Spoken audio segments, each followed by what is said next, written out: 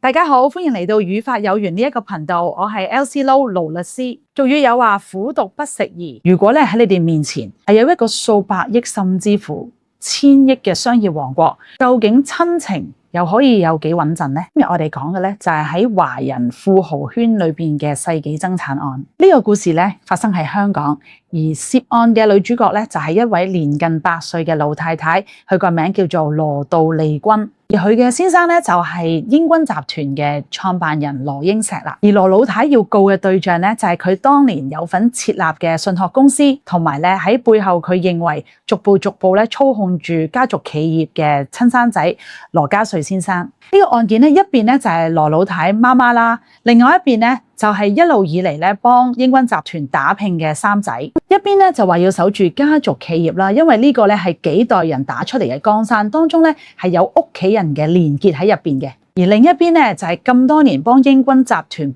幫手嘅三仔，咁佢咧就係話我只係按本子辦事嘅啫。其實依家咧隨住資訊嘅發達咧，越嚟越多人討論家族信託呢一個工具。咁當中家族信託除咗係涉及嘅金額之外咧，其實如果呢個工具嘅機制設計得唔好咧，最尾佢都係會約束翻你嘅。咁講起英軍集團，究竟羅英石又點樣由做匹布生意起家嘅咧？而原本為咗保護家族企業嘅信託，點解到最後會變咗母子決裂嘅導火線呢？英軍集團嘅創辦人羅英石祖籍廣東普寧，係一名潮汕嘅商人嚟。1938年咧，羅英石就帶埋佢太太羅道利君嚟到香港。佢哋由匹布生意做起，喺嗰個年代咧，喺香港機會係好多嘅。不過喺嗰個年代咧，做生意嘅競爭都係非常之激烈。如果你係冇背景啦、冇靠山，想喺香港嘅商場入邊咧站得住腳，你一定要有膽識啦、有眼光，最重要就係捱得。咁而羅氏夫婦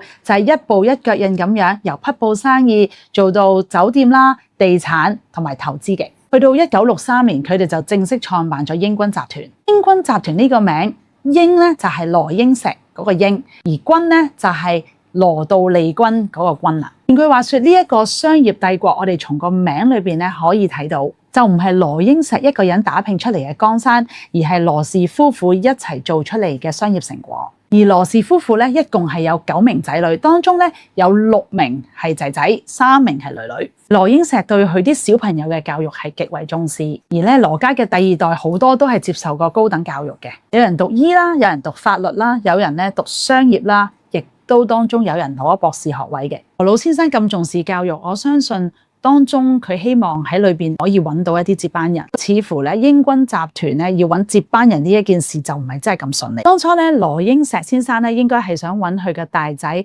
羅孔瑞先生去接班嘅，而大仔咧亦都曾經入過去英軍集團嘅董事局入邊。咁佢咧基本上就係英軍集團呢個家族企業入邊嘅重要成員之一。不過後嚟咧佢就捲入咗一個法律嘅風波，咁所以咧喺接班人呢一件事上面咧就失勢啦。之後咧羅英石先生咧就將個期望咧擺咗喺二仔羅旭瑞先生上邊啦。而二仔咧係一個非常之有生意頭腦嘅人，膽大進取，入咗呢個家族企業之後咧，推動咗好多項嘅投資同埋擴張，令到咧呢個企業嘅資產咧係進一步增加。正正咧就係因為佢有自己一套嘅營商理念，所以咧同爸爸咧就開始有分歧。記得咧喺上世紀80年代左右，香港嘅地產市場咧係非常之波動。羅英石先生咧就比較保守，希望咧守住呢個家族企業嘅基石。而二仔嘅諗法咧就有啲唔同，佢咧希望咧趁住呢個機會咧令到家族企業進一步擴張，咁所以咧佢係比較進取嘅。兩父子嘅經營理念咧開始越嚟越對立啦。二仔咧後尾就離開咗英軍集團，自立門戶，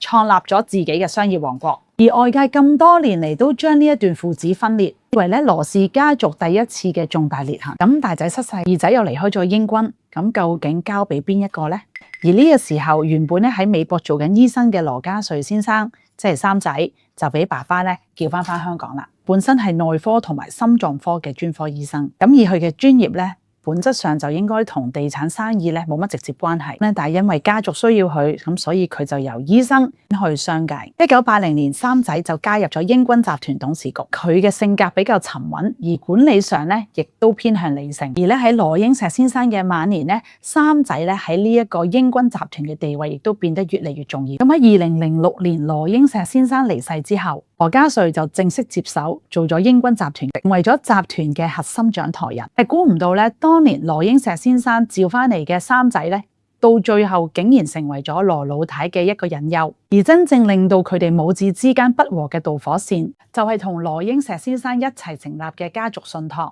簡單啲講咧，就係企業嘅創辦人將一啲家族嘅資產轉去俾一啲專業嘅信託機構去做一啲獨立嘅管理。咁前者咧就係委託人，而後者咧就係受託人。而最後咧可以享有資產利益嘅就係受益人。點解咁多富豪名人都咁中意設立家族信託呢？咁第一咧可以將你嘅資產傳承俾下一代，唔需要等你走咗先分身家，亦都可以一早設計好分配機制。第二咧可以保障到後代子孫嘅長遠利益。如果咧直接將幾十億嘅資產俾晒後代嘅話，可能幾年就會冇晒。但係咧如果將啲資產擺咗落信託嗰度咧，就可以按時按規矩分配俾啲後代，咁咧就以免佢哋過度揮霍。而第三咧就係隔離風險啦，譬如離婚啦、破產啦、債務啦，同埋家族內鬥。有時咧信託咧，如果喺啱嘅情況底下成立咧，係可以形成一層保護網嘅。不過咧，你將啲資產嘅擁有權咧交咗俾一啲嘅信託機構咧，就係交咗出去噶啦。羅氏當時所設立嘅咧係一個非常關鍵嘅信託形式，叫做全權酌情信託，英文就係叫做 discretionary trust。大家可以咁樣理解嘅，當啲錢同埋資產咧擺咗落信託之後，受託人咧有好大嘅自由度去做分配啦，去投資啦，或者係幾時俾邊啲人。而咧委託人咧係可以講出去嘅意願，但係唔代表直接可以落命令。而喺呢個位咧就會出現一份文件叫做意願書。其實咧好多富豪名人喺設立信託嘅時候咧都會寫一份意願書，就係希望話俾受託人聽。我希望咧第時點樣照顧我嘅屋企人，我希望公司嘅控制權咧可以點樣去做一個配置，我希望咧邊啲仔女可以分多啲，邊啲仔女可以分少啲。嗱，大家要留意翻啦，意願書咧唔係喺信託入邊嘅契約嚟嘅，佢好似一份參考嘅指引書，但係咧係冇法律效力嘅。咁所以受託人可以去考慮，但係咧佢哋就唔一定要照做。如果受託人認為意願書入邊嘅內容嘅要求係同受益人嘅整體利益有衝突嘅話，又或者咧會令到資產承受一啲過大嘅風險，咁喺呢個時候咧受託人可以選擇唔跟。咁而羅英石夫婦喺80年代所設立嘅家族信託，將英軍集團入邊部分嘅股權擺咗喺個信託入邊。咁而呢一個信託入邊咧係由匯豐國際信託擔任受託人。一開始從表面睇咧，呢個安排係非常之合理。但係咧多年之後咧個情況開始慢慢改變。喺三仔做咗英軍集團嘅接班人之後，佢咧就不斷增持英軍集團嘅股份。而羅老太最擔心嘅位係，如果三仔繼續增持英軍集團嘅股份，最終三仔嘅個人控制權會唔會大過信託呢？令英軍原本係由家族共同擁有嘅資產，逐步變成咧由三仔主導嘅企業。咁所以咧羅老太就希望信託公司可以用翻信託嘅資產去增持翻英軍嘅股份。咁羅老太咁做我都明白嘅，因為咧英軍集團咧其實係佢同佢先生打翻嚟嘅江山。咁而信託咧核心初衷咧就係希望保住個控制權，令到資產唔好分散。咁所以咧佢唔想俾三仔一個人坐大。不過喺信託公司嘅角度咧就唔同，而匯豐作為受託人咧，佢嘅首要責任並唔係要聽羅老太嘅說話，而係根據翻信託嘅契約，而係喺所有受益人嘅共同利益嘅層面上面咧做一個合適嘅管理。咁如果將信託入邊嘅大部分資產去買一間單一公司嘅股票，尤其是咧係同家族企業有密切關係嘅公司，會唔會令到個風險其實係過度集中呢？假設英軍集團嘅股價下跌，咁咪會影響到其他嘅受益人嘅利益。如果個受託人只係滿足某一個家庭成員嘅訴求，而唔理分散風險嘅投資原則，會唔會違反咗一個受託嘅責任呢？咁而喺匯豐嘅立場就係唔可以咯。咁亦都係因為呢個原因，羅老太咧就要控告匯豐國際信託，要求要撤換受託人。雖然羅老太表面上告匯豐，但係實際上嘅核心矛盾係羅老太同埋三仔之間嘅控制權鬥爭。咁其實官司一開打咧，就已經分開咗兩大陣營啊。首先咧，羅老太嘅陣營咧就有羅老太自己本人啦、二仔同埋拉仔嘅。